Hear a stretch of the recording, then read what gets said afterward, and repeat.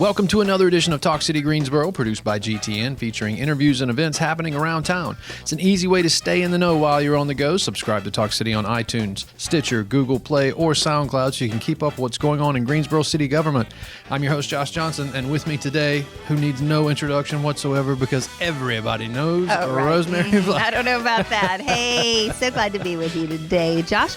You know, thousands of babies got their start at Women's Hospital in Greensboro, including my 4 babies, who aren't really babies anymore, I guess. But anyway, today that building has really been reduced to rubble, and a new hospital for women and children stands on Cone Health's main campus. Cone Health's Women and Children's Center opened 2 years ago, just as the pandemic was beginning. Sue Pedaline is Chief Nursing Officer for Moses Cone Hospital, Vice President of Cone Health's Maternal-Child Service. Welcome. Welcome to the show. It's great to be here. It is really great to have you. You know, in some ways, it's hard to believe it's been 2 years. In some ways, it feels like it's been 10 years. How has it been specifically for the Women's and Children's Center? You hit it in a nail. Hit it on the nail. We moved in on February 23rd, and by March 9th, 10th, we were revving up with all the pandemic preparation. So we literally had about 2 weeks in the new building before the pandemic hit. So it's been a real mixed bag for our team and for our patients, just a whirlwind. But yeah, it seems like it's passed in a blink of an eye, and at the same time it feels like it's been a year that's been 10 years long. Yeah.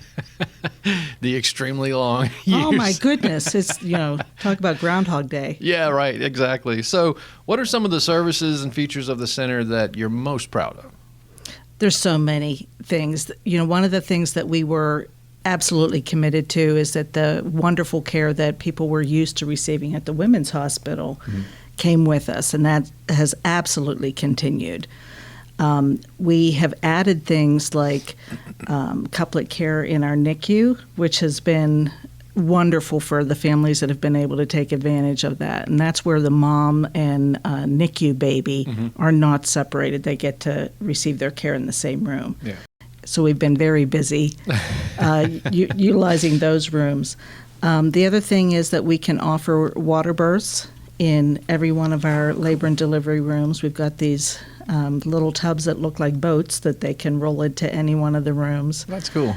So we've been able to do that. We had a pause during the pandemic because of any concerns with infection control, but we've been able to resume that kind of thing. So our intent was to make sure that any kind of birth experience could be had at the new Women's and Children's Center. So if you needed, intensive care, high-tech care, we can do that. If you want low-tech, almost like a home-like birth, we can do that too. How many women take advantage of that? I mean, is that a growing in popularity, the water birth? It's still a relatively small population. We do maybe 150 that's to a good 200 number. a year. Yep. But it's nice to have that option. A lot more women actually participate in using the tub for labor than the actual delivery because it's relaxing. So hydrotherapy is a good way to manage your labor. It's options. I mean, and everybody likes to have options. Everybody and likes you have that birth plan, but then things go differently sometimes. They're like, okay, I'll try something else. Sometimes the best birth plan is no plan. Exactly. Yes, I hear you. You and your baby get to go home. That's the best birth plan. That is the best one. Yes, I'm with you on that. Well, tell us about some of the advantages of having the Women's and Children's Center on the main campus with Cone Health and all the other services there. Well, that was a big reason for us to build the building where we did. Originally when we knew we needed to renovate the women's hospital, we were, outgrowing the space, definitely outgrowing technology needs. And we originally looked at staying right there in place, freestanding. In the very rare circumstance where we need additional clinical support, specialist, diagnostic tests, things like that, we would have to literally put somebody in an ambulance and drive them to Moses Cone or to Wesley Long Hospital to be able to have that care received. Now it's down the hall. Nice. Literally, and this is a good example too, at the pandemic, thankfully it was very rare that it would occur, But we did have some women who were extremely sick from COVID and also having a baby. And the intensive care unit where we were caring for our COVID patients was literally a doorway away. Wow. And, minutes count when you're that sick. So they could go directly from our C-section operating room to the intensive care unit. So that, again, very rare circumstance, but when you need it, you need it right now. Yeah. So I probably know the answer to this, but I'm going to ask you anyway. What are mothers and families saying about the center? They love it. They sure. absolutely love it. It's beautiful. Yeah. The use of natural light, the amount of glass in the building so that you really, benefit from the natural light. It's lovely. And I keep going back to the pandemic because that's been such a big part of healthcare in the last couple of years. And it absolutely impacted maternity care too. I'm sure. With visitor restrictions. Yep. At first, people were not thrilled that they couldn't have all the grandparents and all the kids and all the aunts and uncles coming to visit.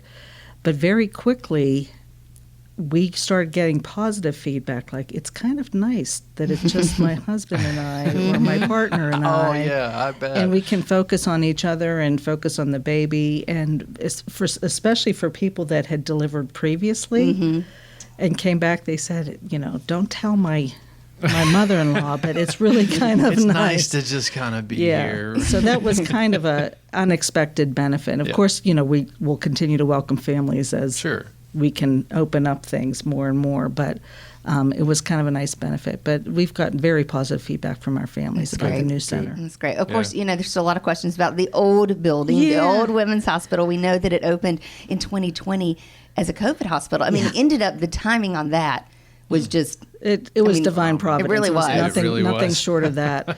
We thought about timing a lot. Originally, our move-in date for the new center was October of 19, and for one reason or another, it was delayed until February. I think if we had left in October, the women's hospital on Green Valley would not have been available to us for the COVID hospital. So the fact that we had just vacated it, it was still, hadn't really changed hands at all. Right. It was sitting right there, and I truly don't know how Greensboro healthcare would have managed without that building, because at any given time we had 100 patients over there. Golly. And they very quickly, the team that converted it to a COVID hospital, our NICU became an adult intensive care unit, which was just incredible. The pictures from the place, and the team that responded, it really was a godsend, because all the hospitals were still very heavily impacted by providing care, and just the impact on elective surgeries, on staffing, everything. Yeah. But having a dedicated place enabled us not only to decompress the hospitals from a bed count standpoint, but also to really perfect how we provided care for those patients. Yeah. Man, talk about a pivot. Right. Wow. Oh, my goodness. And in the building now, I mean, it's going down. It's going down, and it's really hard for us to see. It is, I know. I'm sure. And, like yourself, you have memories of that's where your children were born. So many people in Greensboro. A lot of our own staff was born there and had their children there. And our staff that worked there for many, many years, it's very bittersweet. We're happy with the place that we have. We're proud of what that building was able to do, especially being able to have a new life in a new way with COVID. But seeing it reduced to rubble is tough. I'm sure. And I really don't know what the new purpose is going to be. It's a different owner. Cone Health no longer owns the building. Right. And we're grateful to the owners that allowed us to continue to hang on to it for all that time. But I'm hoping that's going to be something really wonderful that people can say, that's nice. That's really nice that we have that in Greensboro now. Yeah. And it's always going to be where people point to, you were born there. Yeah. In that area. In that area, in that general area. Yep. As you reflect over the past 2 years, COVID, the opening of the new center, sadness, joy, all of that mixed together. Yeah. Kind of what stands out for you most? Our team, our nurses, all of our caregivers, and how they rose to the occasion. You know, I think about our women's and children's team in particular. We asked a lot of them to leave a building, a home that was comfortable. And so moving into a new building, even though it was beautiful and even though we did a lot to prepare them, that's a huge transition. Yeah. And they did it beautifully. And the fact that just 2 weeks later, they had to completely pivot with what healthcare meant to all of us. They're just, you know, you hear the term healthcare heroes, and it can be overused, but truly they are my heroes. The frontline nurses and caregivers that have stood by their patients, stood by us, stood by each other. It's been incredible. Yeah, inspiring. It's overwhelming, and anytime that we have somebody here, I always tip my hat. I mean, you guys are amazing. Thank you. Thank you for everything and for spending a little time with us today. It was wonderful. It's great to have you. Thanks. Thanks so much. Cone Health, go ahead. I was going to just remind people that Cone Health's Women and Children's Center is on the main campus off Northwood Street near Wendover and Elm. Learn more about the services at conehealth.com. See, I told you I was going to. Thanks again for being our guest. We appreciate it. Thank you. It was great to be here.